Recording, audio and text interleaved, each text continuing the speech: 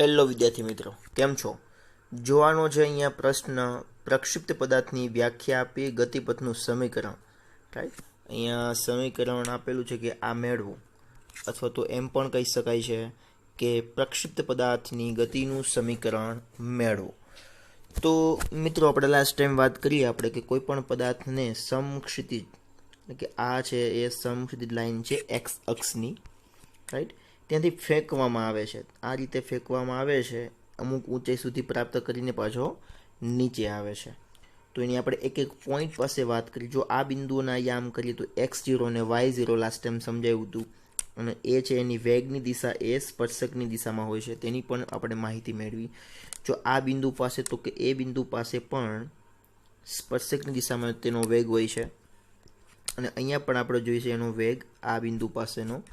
Right, અહીંયા પણ આપણે જોયો છે કે ભાઈ સ્પર્શકની દિશામાં એનો વેગ છે કંઈક આ દિશામાં હોય છે. રાઈટ, તો એવા ઘણા બધા પોઈન્ટ પાસે આપણે લખી શકાય છે આ બિંદુ પાસે તો કે આ દિશામાં હોય છે. રાઈટ, તો વેગની વાત કરી, અને પર્ટિક્યુલર આપણે પોઈન્ટની વાત પણ કરીએ તો પર્ટિક્યુલર આપણી પાસે બે ડાયરેક્શન છે એક્સ વાય. જો આ બિંદુ પાસે અહીંયા પણ તમે જો એક્સ અને વાય, રાઈટ, અહીંયા વાય ડાયરેક્શન આપણી શૂન્ય થાય છે. અહીંયા તમે જોઈ શકો છો કે Vx0 = 0 બને છે.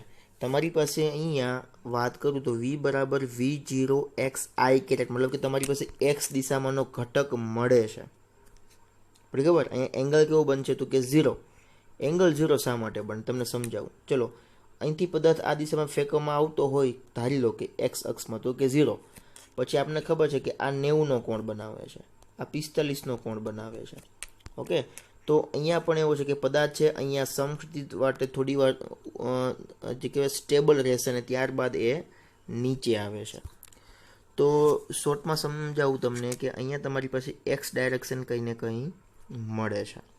ઓકે, તો એવા તો કોઈ પણ પર્ટિક્યુલર પોઈન્ટ પાસે તમે જોઈ શકો છો કે તમારો વાય ઘટક છે, આ વાય ઘટક છે, એ તમને અહીંયા કંઈ ને કંઈ માહિતી આપે છે, કંઈ ને કંઈ કિંમત મળે છે. પણ અહીંયા તમારી પાસે વાય ઘટક છે એ 0 બની જાય, જે આપણે કાલે પણ જોઈએ, સમજ્યા હતા, આજે પણ જોઈએ છીએ. અહીંયા પાછો વાય ઘટક તમે જોવો છો નેગેટિવ આવે છે. ઓકે, તો કહેવાનો મિનિંગ એ છે કે અહીંયા તમારી પાસે જે પ્રક્ષિપ્ત પદાર્થની જે ગતિપથનું જે ગતિનો પથ છે આખો, રાઈટ, એ છે સૌપ્રથમ સમજાવું એ વાય ડાયરેક્શન ઉપર આધાર, કારણ કે જો વાય ડાયરેક્શન છે એ ચેન્જીસ થાય છે, સમજાણું. બાકી એક્સ અક્સિસ મેં તમને કાલે પણ સમજાવ્યું કે એક્સ અક્સિસ ચેન્જિંગ થતું નથી. V0xi, અહીંયા પણ જો V0i, અહીંયા પણ તમે જો કોઈ પણ જગ્યાએ તમે જોઈ શકો છો કે એના ઘટકોના મૂલ્ય વેગના એક્સ અક્ષની દિશામાં બદલાતા નથી. બદલાય છે તો વાય. તો આપણે ગતિપથનું સમીકરણ મેળવવાનું છે. રાઈટ, તો સૌપ્રથમ મિત્રોની વ્યાખ્યા જોઈ લઈએ આપણે કે પ્રક્ષિપ્ત ગતિ અને પ્રક્ષિપ્ત પદાર્થ એની વ્યાખ્યા શું છે. તો જ્યારે કોઈ પદાર્થને પૃથ્વીના ગુરુત્વાકર્ષી ક્ષેત્રમાં સમક્ષિતિજ સાથે અમુક કોણે ફેંકવામાં આવે. ચલો, આપણી પાસે આ જમીન છે, રાઈટ, ધારી લઈએ આપણે બેઝિક કોન્સેપ્ટ. આપણી પાસે એક આ વસ્તુ છે, આ બોલ છે. હવે ત્યાંથી આપણે સમક્ષિતિજ દિશામાં પદાર્થ પડેલો છે, કણ પડેલો છે, પદાર્થ પડેલો છે.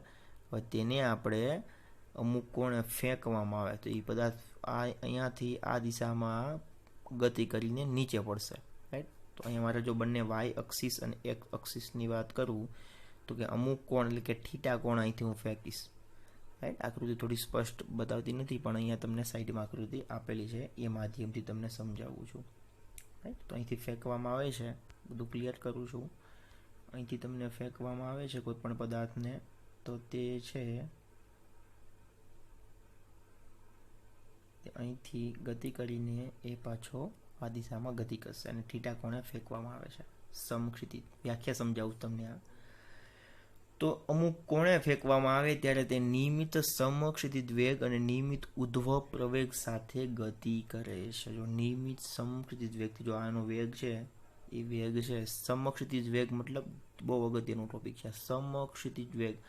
તો અહીંયા તમે જુઓ છો Vx0i, આ સમક્ષિતિજ એનો વેગ કેવો છે, અચળ છે.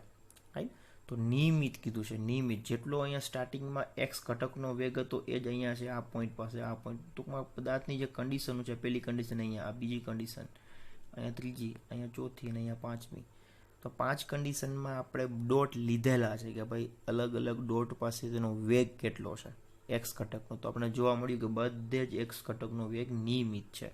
એટલે આપણે લખ્યું નિયમિત સમક્ષિતિજ વેગ અને નિયમિત ઉધ્વ પ્રવેગ. ઉધ્વ એટલે કે ઉપરનો જે પ્રવેગ છે કે ભાઈ જેમ જેમ તમને ખબર છે જેમ જેમ પદાર્થ તમે અહીંથી ફેંકો છો ત્યારે વેગ વધારે હોય છે, ધીમે ધીમે છે એનો વેગ છે ઘટવા લાગે, પાછો છે એ વધવા લાગે છે.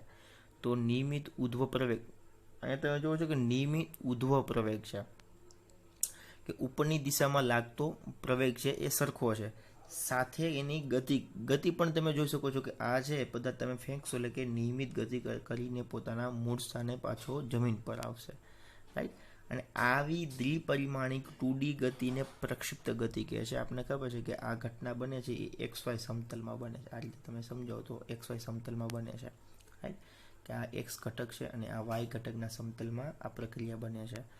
તો ચાલો જોઈએ આપણે. તો લાસ્ટ ટાઈમ આપણે જોયું કે ચલો પદાર્થ છે એ ફોર એક્ઝામ્પલ ધારી લઈએ કે અહીંથી ફેંકવામાં આવે છે તો કે આ ઉદ્ગમ બિંદુથી આ બિંદુ પાસેનું અંતર કેટલું.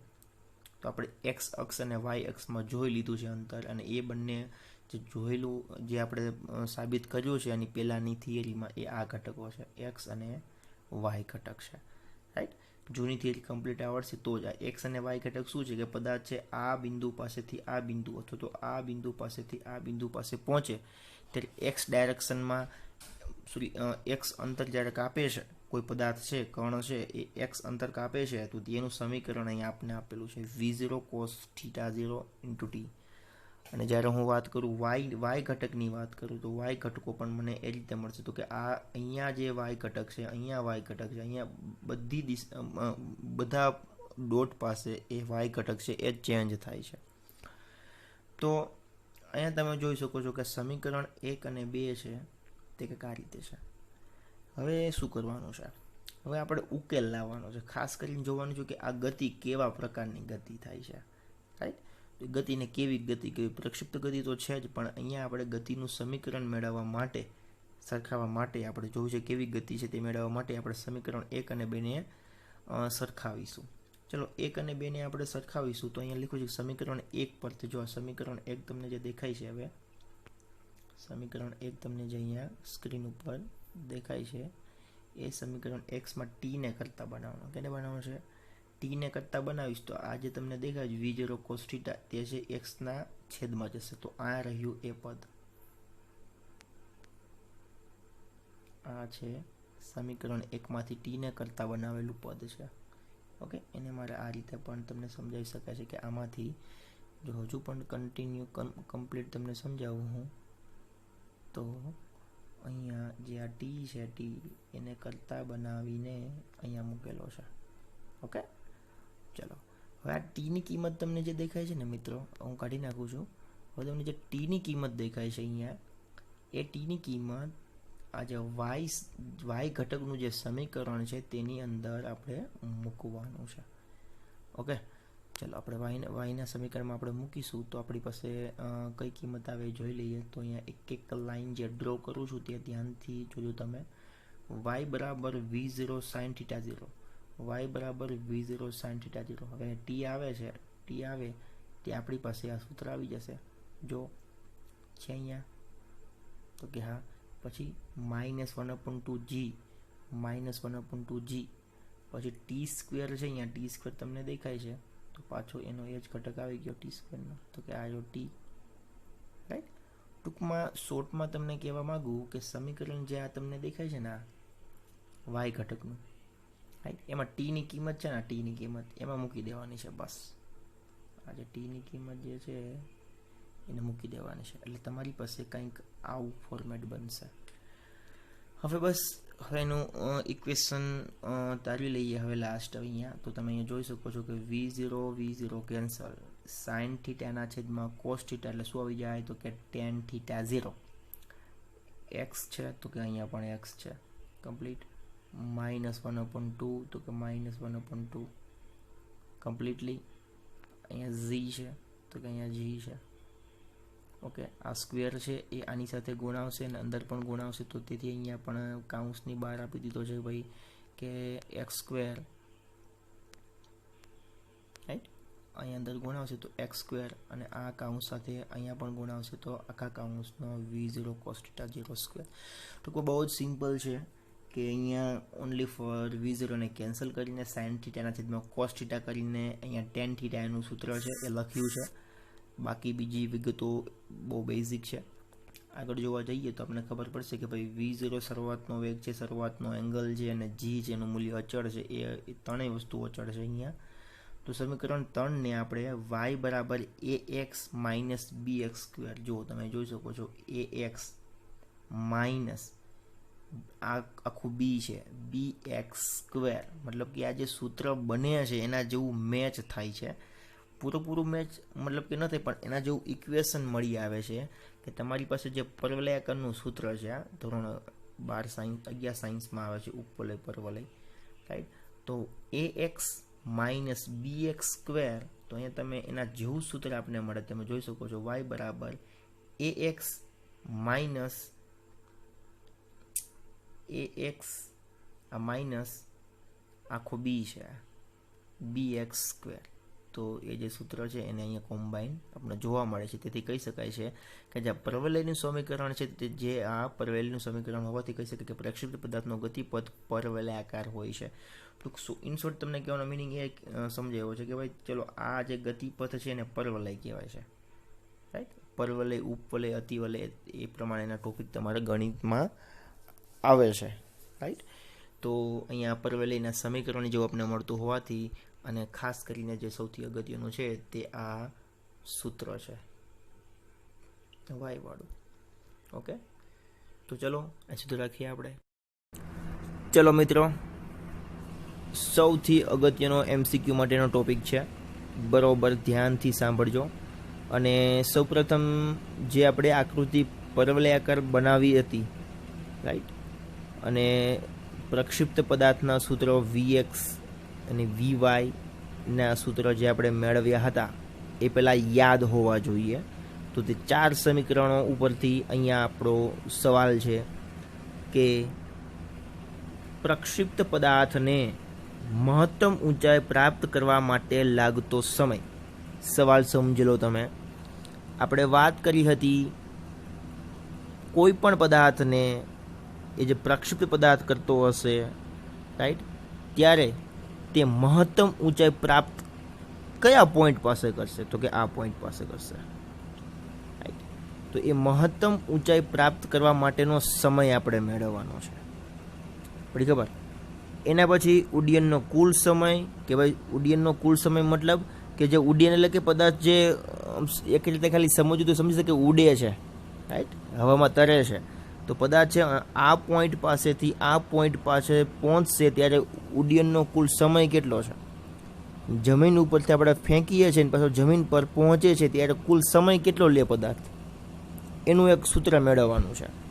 અને ત્રીજું તો કે મહત્તમ ઊંચાઈના સૂત્ર મેળવો, મતલબ કે પદાર્થ અહીંથી અહીંયા પહોંચે છે ત્યારે તે કેટલી ઊંચાઈ હશે, આપણે એનું ઊંચાઈનું સૂત્ર મેળવવાનું છે. આ 3 સૂત્ર મગજમાં ધારી લો કે આ 3 આપણે મેળવવાના છે, રાઈટ. કે ઊંચાઈ પ્રાપ્ત કરે, એકદમ શોર્ટમાં સમજાવું તમને, 3 વસ્તુ, રાઈટ, એક સાથે યાદ રાખવા માટે. એક તો પદાર્થ કેટલો ઊંચો ગયો, કેટલા મીટર ઊંચે ગયો, મતલબ કે એની ઊંચાઈ મેળવવાની છે. અને જ્યાં ઊંચે ગયો ને ત્યાં એનો સમય કેટલો લાગે છે. અને પદાર્થ કેટલો હવામાં તરે, અહીંથી ને અહીંયા પહોંચે છે પાછો જમીન પર ત્યારે સમય કેટલો લે છે, રાઈટ. તો બસ આ 3 વસ્તુ આપણે મળી જાય એટલે આપણી પાસે આના જવાબો આવી જશે. તો આપણી પાસે જે ભણીને આવેલા હતા પ્રક્ષિપ્ત ગતિમાં 4 સમીકરણો, કોઈને યાદ હોય તો, રાઈટ, ખાસ તો Vx અને Vy, એક્સ અને વાયના સમીકરણો, તો એ આપણે યાદ હોવા જોઈએ. તો એમાંનું એક સમીકરણ છે મિત્રો સ્ક્રીન પર, તે આ છે. જેને નવું લાગે છે તે સૂત્ર જોઈ લેશે સૌ પ્રથમ, રાઈટ, કે આપણે આવું ભણી ચૂક્યા છીએ. સૌથી અગત્યની વસ્તુ છે આકૃતિ, રાઈટ. તો આકૃતિ આપણે અહીંયા ડ્રો કરી લઈએ.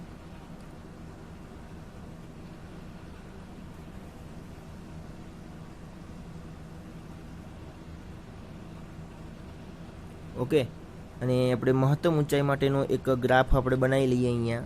તો એ ગ્રાફ કંઈક આ રીતે આપણે બતાવીશું. ઓકે, અને અહીંયા આપણી પાસે જ્યારે ધારી લઈએ છીએ ત્યારે આપણે અહીંયા એનો જે વેગ જે છે અને આ એનો છે થીટા છે, એંગલ છે, જે આપણે વાત કરી ચૂક્યા છીએ ઓલરેડી. અને એનું જે સૂત્ર છે મિત્રો એ અહીંયા સ્ક્રીન ઉપર આપેલું છે. ચાલો, તો હવે અહીંયા મિત્રો જોઈ શકો છો તમે કે જ્યારે અહીંયા પદાર્થ પહોંચે છે આ પોઝિશન પર, આપણે પહેલાં મહત્તમ ઊંચાઈ પ્રાપ્ત કરવા માટે સમય મેળવવો છે. તો સમય મેળવવા માટે મિત્રો અહીંયા એક વસ્તુ નોટ ડાઉન કરવા જેવી છે કે તમારો વાય ઘટક અહીંયા શૂન્ય બને છે. મેં તમને સમજાવેલું હતું કે અહીંયા તમારી પાસે વીએક્સ ઘટક મળે છે, રાઈટ. એની પહેલાંની સ્ક્રીનમાં પણ વીએક્સ ઘટક તો બધે અચળ છે, પણ આ પોઈન્ટ પાસે વીવાય ઘટક કેવો છે? તો કે વીવાય ઘટકનું મૂલ્ય અહીંયા શૂન્ય છે. તો વીવાય ઘટકનું મૂલ્ય શૂન્ય હોવાથી તમારી પાસે જે સમીકરણ અહીંયા રહેલું છે તેમાં વીવાયની કિંમત શૂન્ય મૂકીને આ રીતે કિંમત આવશે. જોયું? અને જે તમારે ટાઈમ મેળવવાનો છે, મેક્સિમમ ટાઈમ, રાઈટ, કે સૌથી ઉપર પહોંચશે ત્યારે, રાઈટ, કે ટાઈમ ટેકન આ લખ્યું છે, time taken to reach two maximum height. તો મેક્સિમમ હાઇટ પાસે પહોંચવા માટેનો જે સમય લાગે છે એટલા માટે અહીંયા TM કહેવાનું છે, રાઈટ. મેક્સિમમ હાઇટ પાસે પહોંચવા માટેનો ટાઈમ મેળવવાનો છે એટલા માટે TM. તો ચલો હવે અહીંયા જોઈ લઈએ, અહીંયા થોડુંક આપણે ડિસ્કશન કરી લઈએ. તો અહીંયા તમારી પાસે જે સૂત્ર છે એ તમે સ્ટડી કરીને આવેલા છો કાલની થિયરીમાં, રાઈટ. તેમાં આપણે વીવાય ઘટક કેવો લેવાનો છે? તો કે વીવાય ઘટક આપણે શૂન્ય લેવાનો છે, કારણ કે તે પાસેનો વાય ઘટક છે એ શૂન્ય હશે, એક્સ ઘટક છે એ શૂન્ય હશે નહીં. બસ બધું જ કાઢી નાખું છું તમને ખાલી સમજાવવા માટે. ચલો, આ આપણી પાસે મેન સૂત્ર છે, તેમાંથી તમે જોઈ શકો છો અહીંયા ઝૂમ કરીને કે આ ટી દેખાય છે તમને, એની બદલે ઓનલી ફોર TM મૂકેલું છે, અને VY દેખાય છે એની બદલે અહીંયા 0 મૂકેલું છે.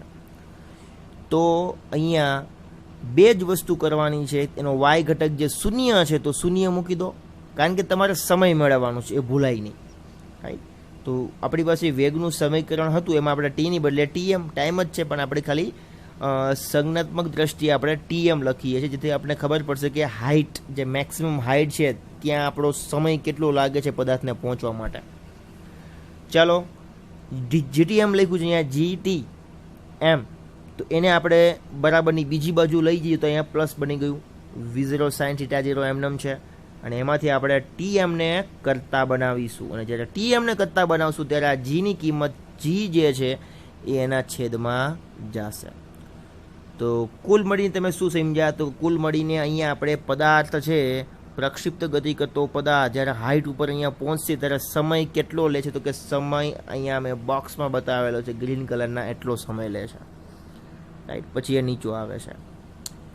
તો હવે આપણે જોવાનું છે આગળ ઉડ્ડયનનો કુલ સમય.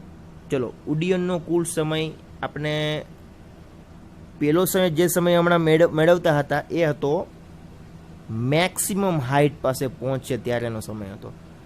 આપણે અહીંયા જોવાનું છે કે જ્યારે આપણી પાસે જે ગતિ છે, જે ગતિ છે એ અહીંથી શરૂઆત કરે છે અને અહીંયા પહોંચે છે, આ બિંદુ પાસે પહોંચે છે. તો મિત્રો અહીંયા એક વસ્તુ નોટ ડાઉન જોવું પડશે, અહીંયા કરવી પડશે કે તમારી પાસે શરૂઆતના યામ ક્યાં છે ને અંતિમ યામ ક્યાં છે. ન સમજાણું? ચલો સમજાવું. ચલો, આપણે એમ વાત કરી કે પદાર્થ છે એ પ્રક્ષિપ્ત ગતિ કરે છે, શરૂઆત એની અહીંથી થાય છે અને અંતિમ અહીંયા છે, રાઈટ. આટલા ગાળામાં પદાર્થ છે એ ગતિ કરે, ઉડે છે, હવામાં ઉડ્ડયન કરે છે, રાઈટ. તો મારે મિત્રો અહીંયા તમને યામ બતાવવા હોય શરૂઆતના યામ, તો શરૂઆતના યામ આપણને ખબર છે કે x0 અને y0, જેની કિંમત પણ આપણને ખબર છે 0 0 હોય. અને અંતિમ યામ, અહીંયા મારે યામ છે ઉદ્ગમ બિંદુના યામ છે. અહીંયા અંતિમ મારે બતાવવું હોય કે અંતિમ ઘટકો મારે બતાવવા હોય તો અંતિમ ઘટક પણ મારો અંતિમ ઘટક મારી પાસે x અને y મળશે અંતિમ, રાઈટ. પણ આ બિંદુ પાસેનો વાય ઘટક કેટલો? તો કે વાય ઘટક 0. આપને બધાને ખબર હોય, કારણ કે એક્સ અક્ષિસ ઉપર વાય ઘટક કેવો બને છે? શૂન્ય બને છે. તેથી અહીંયા વાયની કિંમત મારી પાસે કેવી આવશે? શૂન્ય આવશે. બરોબર જોજો, ધ્યાનથી જોજો અહીંયા, રાઈટ. તો તમારી પાસે જે સમીકરણ તમારી પાસે અહીંયા આપેલું છે કે અંતરનું સમીકરણ, અંતરનું શા માટે સમીકરણ લેવું પડે? કારણ કે ઉડ્ડયનનો કુલ સમય જે છે એમાંથી આપણે ટીને આપણે કરતા બનાવીશું કે અહીંથી અહીંયા પહોંચવા માટે, અહીંથી જે અહીંયા પહોંચશે ત્યારે અંતર કેટલું કાપે છે? તો કે વાય જેટલું અંતર કાપશે, રાઈટ. શરૂઆતના યામ જો આના લઉં તો આના યામ બનશે 0 0, કારણ કે ઉદ્ગમ બિંદુના યામ 0 0 હોય છે. અને જ્યારે અહીંયા મારી પાસે એક્સ યામ બનશે કંઈ ને કંઈ, કારણ કે અહીંયા તમે જોઈ શકો છો કે એક્સ યામનું અંતર કંઈ ને કંઈ આગળ રહેલું છે. પણ અહીંયા એક્સ યામમાં કોઈ પણ બિંદુ તમે લો તો એનો વાય ઘટક શૂન્ય બનતો હોવાથી અહીંયા લખ્યું છે કે વાય બરાબર 0, કારણ કે આપણે શરૂઆતથી અંતિમ સુધી જવાનું છે આપણે, રાઈટ. અને ત્યારે લાગતો સમયને તમે નામ આપી દો TF, એટલે કે ફ્લાઇટ, ટાઈમ ઓફ ફ્લાઇટ, ઉડ્ડયનનો સમય. પહેલાં TM નામ આપતા હતા, સમય ત્યાંય પણ સમય હતો અને અહીંયા પણ સમય જ છે, રાઈટ. તો જે તમારી પાસે જે સમીકરણ છે અહીંયા તમે સ્ક્રીનમાં જોઈ શકો, જે પણ સમીકરણ છે એમાં વાય ઘટક શૂન્ય મૂકી દો અને ટીની બદલે TF મૂકી દીધા, તમારી પાસે આ સૂત્ર અહીંયા આવશે, જોઈ શકો તમે. અને આ જે સૂત્ર છે એ કંઈ નવું નથી, રાઈટ. મેં તમને કીધું કે 4 સૂત્ર છે, એમાંનું એક છે પેલું આપણે એક્સનું જોઈ ગયા, પછી વાયનું, પછી VXનું, પછી VYનું સમીકરણ જે જોઈ ગયા હતા તેમાંનું મેં આ સમીકરણ વાય ઘટકનું લીધેલું છે, કમ્પ્લીટ. તો તમે અહીંયા પણ જુઓ છો, અહીંયા પણ વાય ઘટકનું જ સમીકરણ છે, અહીંયા પણ વાય ઘટકનું જ છે, રાઈટ. કહેવાનો મિનિંગ કે વાય આમ તમારો ચેન્જ થતો હોવાથી તમારી પાસે અહીંયા અંતર અને વેગ બંને વાય ઘટકો તમને મળી શકે છે. તો યાદ રાખજો, ઉડ્ડયનનો કુલ સમય આપણે મેળવવા માટે આપણી પાસે વાયની કિંમત શા માટે શૂન્ય લઈ છીએ? કારણ કે આપણી પાસે શરૂઆતમાં પણ y0 શૂન્ય છે અને અંતિમ પણ વાય ઘટક 0 છે, એટલા માટે વાયની કિંમત અંતિમ જે અહીંયા તમને દેખાય અંતિમ વાય છે, રાઈટ. અહીંયા તમે સૂત્રમાં ખબર હોય કે y - y0 લખતા હતા, પણ y - y0 લખવાથી વાયની કિંમત એ શૂન્ય છે અને y0ની કિંમત ઓબ્વિયસલી શૂન્ય છે, રાઈટ. તો એનો કોઈ બેનિફિટ આપણે મળતો નથી, એટલે બંને કિંમત શૂન્ય જ છે, ઓકે. હવે તેમાંથી આપણે અહીંયા તમે એક્ઝેક્ટલી તમે અહીંયા જુઓ, એક્ઝેક્ટ તમે જુઓ છો કે V0 sin θ0, V0 sin θ0. આગળ અહીંયા તમે જુઓ કે TF T²F, રાઈટ. અને એ ક્યાંથી આવે છે? તો તમે સૂત્રમાં તમે જુઓ કે અહીંયા T છે એની બદલે TF લખેલો છે અને T² તો અહીંયા GT² લખેલો છે અને F છે એ Tની બદલે આપણે TF મૂકીએ છીએ, એટલા માટે F છે. બધું જ આપણે કાઢી નાખીએ.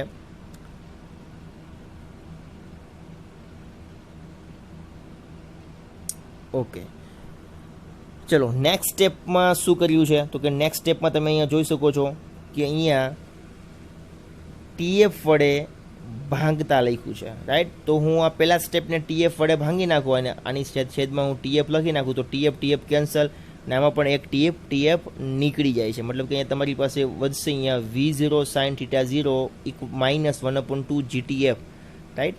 ટૂંકમાં TFને તમે કોમન પણ કાઢી શકીને એના છેદમાં મૂકી શકો છો, એ વાત પણ આપણે સમજાય, અથવા તો TF વડે બંને બાજુ છે એ તમે કેન્સલ કરી શકો છો.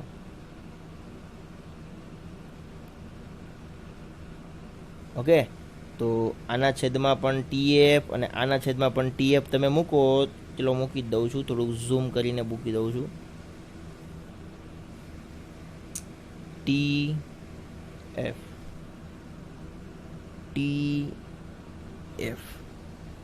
કમ્પ્લીટ. હવે આપણે TF મૂકી દીધા, તો હવે અહીંયા કેન્સલ બનજો, ઉડી ગયા ને આમાંથી એક TF ઉડી જશે. તો હવે તમે જોઈ શકો છો V0 sin θ0 અને 1/2 GTF, અહીંયા એક TF હતો એ TF આવી ગયો છે. અને હવે શું કરવાનું? બરાબરની બીજી બાજુ મોકલી આપવાના છે. બધું જ કાઢી નાખું છું. બરાબરની બીજી બાજુ મોકલી આપો તો એમાંથી TFને તમે કરતા બનાવો તો 2 અહીંયા ગુણશે, ગુણે કે નહીં? અને TFને કરતા બનાવતા G છે એના છેદમાં આવશે. ટૂંકમાં તમારે TFને કરતા બનાવવાનો છે. તો તમારી પાસે સૂત્ર અહીંયા મળી ચૂક્યું છે કે TF બરાબર 2V0 sin θ0/2. હવે વાત કરીએ થોડીક લોજિકની. અહીંયા આપણે વાત કરતા હતા કે ચલો પદાર્થ છે એ મેક્સિમમ હાઇટ પાસે પહોંચવા માટે સમય કેટલો લે છે તો કે v0 sin θ 0g. હવે આપને ખબર છે કે અહીંથી અહીંયા પહોંચવા માટે 10 સેકન્ડ લે તો ત્યાંથી અહીંયા પહોંચવા માટે બીજી 10 સેકન્ડ લે. પણ સમજાણી કે નહીં શું કહેવા માગું છું, રાઈટ? તો આ જેટલી કિંમત હશે એના કરતાં આ અડધી કિંમત મતલબ કે બંને ડબલ ગણી કિંમત થશે, રાઈટ? અહીંયા 5 હશે તો આ 10 કિંમત થશે પહોંચવા માટે. તો મિત્રો અહીંયા એ જ વસ્તુ છે કે તમારી પાસે જે આ સમય મળે છે એનું ડબલ તમે કરી નાખશો એટલે તમારી પાસે આ સૂત્ર મળે. જો છે કે નહીં, આગળ 2 મૂકી દેવા છે આ સૂત્રમાં અને આમાં ફરક શું છે કે આગળ 2 છે, ડબલ ગણો બને છે. અહીંયા અડધો બને,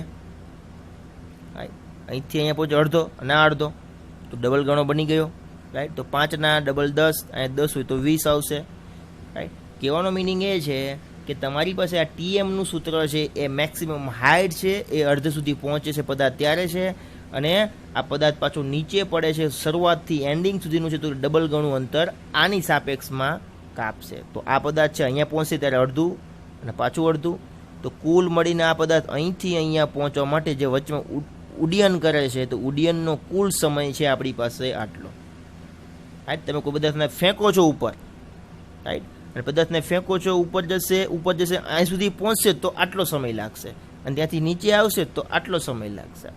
ઓકે, તો મિનિંગ કહેવાનો એ છે, લાસ્ટમાં એનું કન્ક્લુઝન એ કહેવાનું છે કે જે ઉડ્ડયનનો કુલ સમય છે કે તમારા હાથમાં જે પદાર્થ છે એને તમે ઉપર ફેંકશો અને પાછો નીચે આવશે ત્યારનો સમય અહીંયા આપણે જોઈ લીધો છે. હવે પ્રક્ષિપ્ત ગતિમાં મહત્તમ ઊંચાઈ, રાઈટ? ચલો તમે કોઈ પદાર્થને ફેંકો છો ઉપર, ચલો પદાર્થનો ઉપર ફેંકો છો તો એની ઊંચાઈ કેટલી, તો એની ઊંચાઈ કેટલી બનશે, આ બોલો કેટલી બનશે? તો એ ઊંચાઈ ચાલો મેળવીએ આપણે. આ વાય અક્ષિસ છે તો અહીંયા પણ તમે જોઈ શકો છો કે વાય અક્ષિસમાં જ ઊંચે જાય છે, તો વાય અક્ષિસ આપણા માટે અગત્યની છે.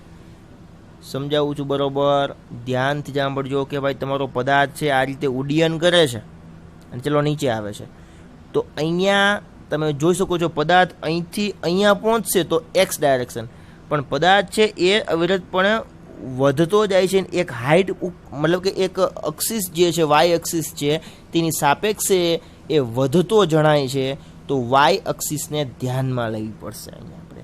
ને આપણે ખબર છે અહીંયા વાય અક્ષિસ છે એનો વેગનો ઘટક છે વી વાય એ 0 છે, અને એની હાઇટ આપણે અહીંયા મેળવવાની છે. પ્રક્ષિપ્ત ગતિમાં મહત્તમ ઊંચાઈ કેટલી છે ને આપણે એ જ મેળવવાનો છે.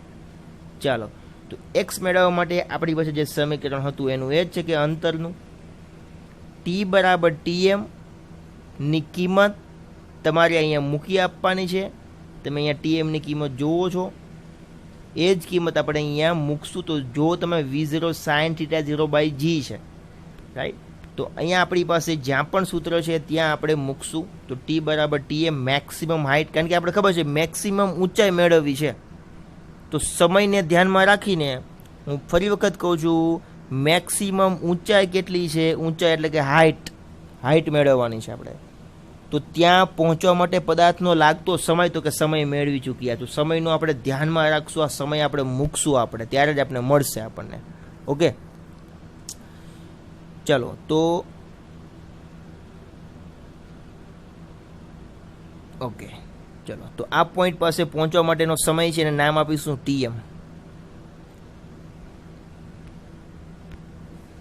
તો અહીંયા જે સૂત્રો છે એમાં ટી બરાબર તમે ટીએમ મૂકો અને વાય બરાબર એચ મૂકો. વાય બરાબર એચ મૂકો તો કોમન વાત છે કે હાઇટ છે એટલા માટે આ વાય છે પણ અંતર ચાલે, પણ આપણે એક સંજ્ઞા અલગ તારી લઈએ તો આપણને ખબર પડશે. તો જુઓ તમે અહીંયા વાય આપેલો છે તો વાય બરાબર એચ લીધો છે. બીજું એમનમ સમીકરણ છે તો કે હા એમનમ છે, પણ અહીંયા ટી આપેલો છે તો અહીંયા ટી એમ લખેલું છે. અહીંયા પણ 1/2 તો અહીંયા પણ 1/2 ઝી તો કે ઝી, પણ અહીંયા ટી સ્ક્વેર તો અહીંયા ટી એમ સ્ક્વેર છે. અહીંયા તો કહેવાનો મિનિંગ છે કે જ્યાં ટી છે ત્યાં ટી એમ મૂકવાનું છે, કારણ કે આપણી પાસે મેક્સિમમ ટાઈમ આપણે અહીંયા નોટ ડાઉન કરવાનો છે એટલા માટે. તો ટાઈમ નોટ ડાઉન નથી કરવાનું, આપણે ઊંચાઈ નોટ ડાઉન કરવાની કે કેટલી આપણે ઊંચાઈ મળે છે જ્યારે પદાર્થ છે તમે હાથમાંથી તમે પદાર્થ ફેંકો છો ઉપર, પ્રક્ષિપ્ત ગતિ કરાવો છો, રાઈટ? તો પદાર્થ છે એક ઊંચાઈ ઉપર, હાઈએસ્ટ ઊંચાઈ ઉપર પહોંચશે, તો એનું અંતર કેટલું એ મેળવવાનું છે. એનો સમય એ આપણે મેળવી ચૂક્યા છીએ. ચલો, તો અહીંયા એક સૂત્ર બની જાય છે જે તમારી સ્ક્રીનમાં છે અહીંયા. હવે આગળ અહીંયા તમે જોઈ શકો છો કે અહીંયા કાઉન્સ કરવામાં આવેલા. શા માટે કાઉન્સ કરવામાં આવેલા? જેથી કરીને તમને ખબર પડશે કે ટીએમની કિંમત મૂકવાની છે. જો તમે આ ટીએમની કિંમત જે આપણે મેળવી ચૂક્યા છીએ ને, આ ટીએમની કિંમત છે, ટીએમ સ્ક્વેર, તો અહીંયા પણ ટીએમનો સ્ક્વેર આપેલો છે. બીજું બધું જ એમનેમ છે, કશું બદલાયેલું છે નહીં. તો જો અહીંયા V0 તો V0 નો સ્ક્વેર, સાઇન થીટા 0 તો સાઇન થીટા 0 નો સ્ક્વેર, એટલે તો sine square theta 0, right. Same condition અહીંયા કે અહીંયા V0 સ્ક્વેર અને સાઇન સ્ક્વેર થીટા 0, કારણ કે સ્ક્વેર છે અંદર, બંને બાજુ ગુણાવશે એટલા માટે આવે છે. અને એ પણ તમને જણાવી આપું, અહીંયા બધું જ કાઢી નાખું છું. ટૂંકમાં બહુ સિમ્પલ છે, તમે ઘર બેઠા પણ તમને આ લખીને પણ સમજી શકો છો. હવે આ સ્ક્વેર જે છે અહીંયા સ્ક્વેર આવશે, આ નીકળી જશે. ઓકે, ધારી લો અહીંયા પણ સ્ક્વેર અને અહીંયા પણ સ્ક્વેર, એક જી અહીંયા કેન્સલ બને એટલા માટે અહીંયા એક જ જી છે છેદમાં, કારણ કે સ્ક્વેર આવે છે એટલા માટે. 1/2 જે હતા એ 2 તો અહીંયા 1/2 એમનેમ છે. કુલ મળીને બહુ બેઝિકલી છે, અહીંયા બેઝિક ગણિત છે. ઓકે, તો જી કઈ રીતે ઉડાડો, એક જી કઈ રીતે ઉડશે આની સાથે, અહીંયા સ્ક્વેર એક જી આવશે એટલા માટે એક જી અહીંયા આવશે. બીજું કંઈ ધ્યાન રાખવાનું છે, ખાલી એક વસ્તુનું ધ્યાન રાખવાનું છે, જેનું ગણિત થોડુંક પાકું હશે એને આવડશે. આગળ જોવા જઈએ તો અહીંયા તમે જોઈશું કે બંનેનો લસા આપણે 2g નીકળે છે અને V0 square sign square theta છે. અહીંયા શોર્ટકટ રીત તમને સમજાવું અહીંયા તમને કે મિત્રો બરોબર ધ્યાનથી જોજો. આની બે રીત છે. અહીંયા તમે જોવો છો કે અહીંયા અડધું છે, 1/2 છે 1/2, આ અડધું અને આ આખું છે. તો આખામાંથી અડધું જાય તો કેટલું વધે, તો કે અડધું વધે 1/2. ચલો, છતાં પણ તમને એ રીત ન સમજાય તો એક રીત તમને સમજાવું, બીજી રીત એ હું અહીંયા લખવા માગું છું. ચલો, બંનેમાંથી કોમન શું નીકળે? ચલો, બંનેમાંથી કોમન નીકળશે એક તો V0, બંનેમાંથી કોમન હું કાઢું છું અહીંયા, V0 square sign square theta 0. Okay, અને બંનેમાંથી કોમન તો નીકળશે ને છેદમાં નીકળશે જી નીકળશે. શું નીકળશે? જી નીકળશે. આપણે ખબર જ છે જી નીકળશે, બંનેમાં જી છે. વધશે શું? તો કે ચલો અહીંયા 1 વધશે, -1/2 વધે કે ના વધે? જો બંનેમાંથી V0 square sine theta 0 sign square theta 0 common કાઢ્યા છે અને છેદમાં જી કોમન કાઢ્યો છે, અને અહીંયા 1 વધશે કારણ કે બધું જ કોમન નીકળી ગયું છે. અહીંયા આપણે 2 કોમન ના કાઢી શકીએ એટલા માટે 1/2 છે. અને હવે આપણે ખબર પડશે કે ભાઈ એકમાંથી અડધો બાદ કરીએ તો કેટલા વધશે, તો કે અડધો વધશે. વધે કે નહીં? તો આનો જવાબ આટલા કાઉન્સનો બનશે 1/2, રાઈટ. અને એ 1/2 જો આ બધું કાઢી નાખે છે, આ જે આખો કાઉન્સ છે એને હું હમણાં કાઢી નાખું છું, એની બદલે હું હવે લખું છું 1/2. એના પછીનું સ્ટેપ મારે લખવું ન પડે એટલા માટે મેં ડાયરેક્ટ લખ્યું, તમે લખજો એના પછીનું સ્ટેપ કરી. ઓકે, તો આની સાથે ગુણશે તો બનશે છેદમાં 2g બને, 2g તો કે આ 2g છે. V0 square sign square theta 0 તો કે V0 square sign square theta. તો આ બની ગયો તમારો, આ બની ગઈ તમારી ઊંચાઈ. બધું જ કાઢી નાખું છું. ચલો, તો આ જે ઊંચાઈ બની ગઈ છે મિત્રો, એ ઊંચાઈ કઈ છે તો કે અહીંયા પ્રક્ષિપ્ત ગતિમાં જે મહત્તમ ઊંચાઈ છે પદાર્થની, રાઈટ, અહીંયા પહોંચશે ત્યારે એની ઊંચાઈ આપણે માપન કરવી હોય તો અહીંયા કઈ વસ્તુ જોવાની, તો કે ભાઈ શરૂઆતનો વેગ કેટલો હતો, તમે તમારા હાથમાં પદાર્થ હતો એ તમે ફેંકો છો ઉપર, તો એ પદાર્થનો વેગ કેટલો હતો અને તમે કયા એંગલથી ફેંકો છો. બસ જો આ બે વસ્તુ તમને મળી જાય એટલે તમને પદાર્થની ઊંચાઈ મળી જશે. બોલો, અહીંયા બેઠા બેઠા તમે કયા એંગલથી ફેંકો છો અને કેટલો એનો વેગ હશે એ જો આપણે મળી જાય તો આપણી પાસે તેની ઊંચાઈ મળી જશે. તો મિત્રો આ હતો કંઈક આપણો 3 પાર્ટમાં સવાલ હતો. એક માર્ક્સમાં પણ પૂછે છે કે એના MCQs છે નીટ માટેના, રાઈટ, ખાસ તો. અને એક વસ્તુ છે કે આપણે કાંઈ ન પૂછે તો આપણા દાખલા તો છે જ, એના માટે અગત્યતા ધરાવે છે. 3 વસ્તુ સૌથી અગત્યના જે કહેવાય ને કે પહેલાં આપણે જોયા એ 4 સમીકરણો, અને આ 3 કુલ મળીને 7 સમીકરણો સૌથી અગત્યના છે. અને આ ક્યારે આવડે કે જ્યારે અચળ પ્રવેગી ગતિના 3 સમીકરણો આવડે, તેના પરથી જ અહીંયા આટલા આપણે સમીકરણો તારવી શકીએ છીએ. તો બસ અહીં સુધી આપણે રાખીએ. ચલો મિત્રો, સૌથી સહેલામાં સહેલો ટોપિક આવ્યો છે અહીંયા. કયો છે તો કે પ્રક્ષિપ્ત પદાર્થ પ્રાપ્ત કરેલ અવધિ માટેનું સૂત્ર મેળવો અને મહત્તમ અવધિનું સૂત્ર મેળવો. સવાલ એવો છે, અવધિ કોને કહેવાય? સૌપ્રથમ અવધિ એને કહેવાય કે ચલો આ પદાર્થ છે, તમે અહીંથી ફેંકો છો અને ગતિ કરીને પાછો જમીન પર પડે છે. ઓકે, તો અહીંથી અહીંયા સુધીનું જે અંતર કાપેલું છે એને અવધિ કહેવાય છે. મતલબ કે સમક્ષિતિજ દિશામાં જે પદાર્થે અંતર કાપેલું છે એ અવધિ કહેવામાં આવે છે. અવધિને આર કહેવામાં આવે છે. એની સંજ્ઞા શું છે તો કે આર છે. રાઈટ, તમે કોઈ પણ પદાર્થ ફેંકો છો, આપને ખબર હોવી જ જોઈએ કે તમે પદાર્થ ફેંકતા એ પદાર્થ છે તમારાથી થોડે દૂર પડશે. રાઈટ, અને થોડે દૂર પડશે તો કેટલે દૂર પડશે, એનું અંતર કેટલું છે? Right, 200 metre, 300 metre.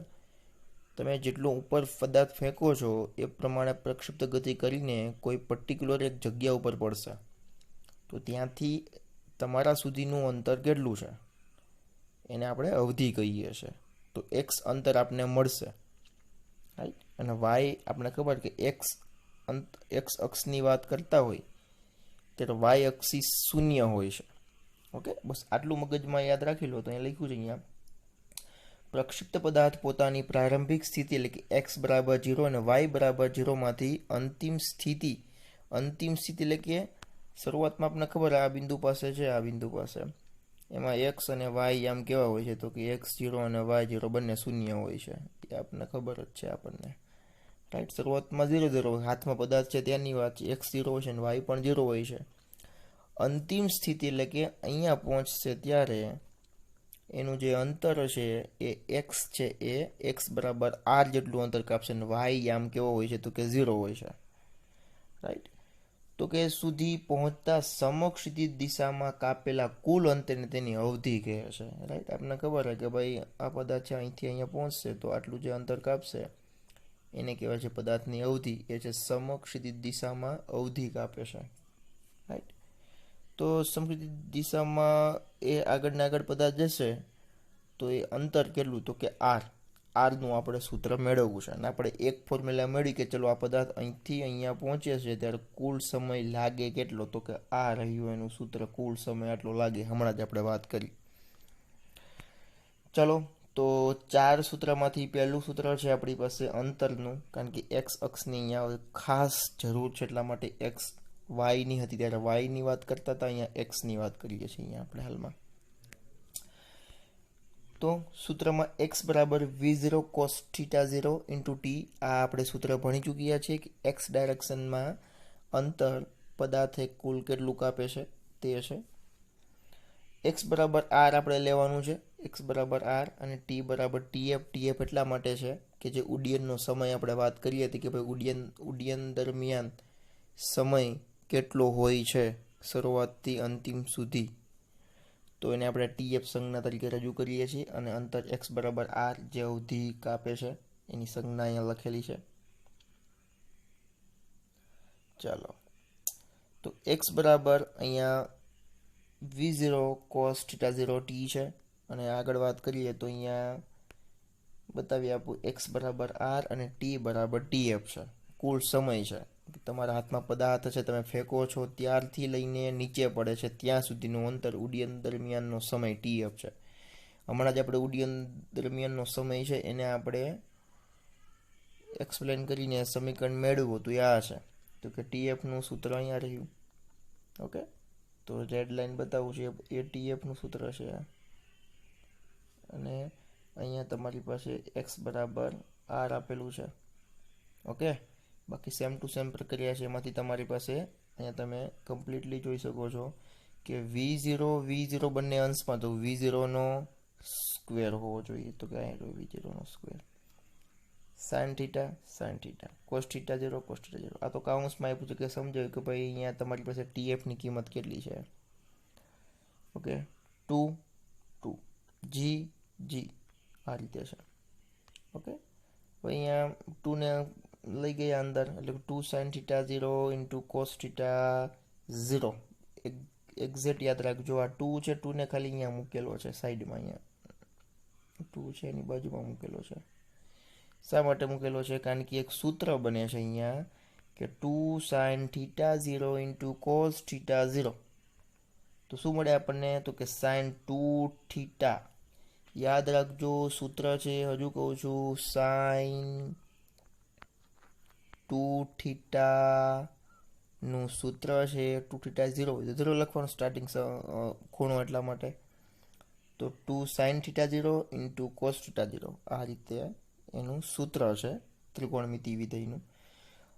આગળ બાકીનું એમનેમ એઝ ઇટ ઇઝ છે. તો તમારી પાસે જે સૂત્ર બને છે અવધિનું, R બરાબર V0 square sine 2 theta 0 by G.